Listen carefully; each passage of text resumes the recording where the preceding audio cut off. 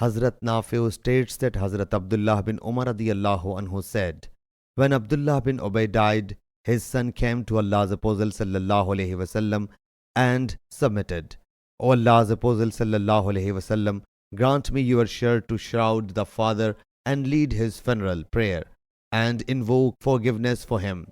So he sallallahu alaihi wasallam granted him the shirt and said, inform us when you will get free after shrouding. When he got free, he informed him. So he sallallahu alaihi wasallam set out to perform his funeral prayer. Hazrat Umar radiyallahu anhu thereupon buried him and submitted, have not you been prevented from performing the funeral prayer of the hypocrite?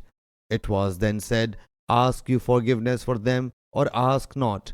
If you will ask forgiveness for them 70 times, Allah will never forgive them.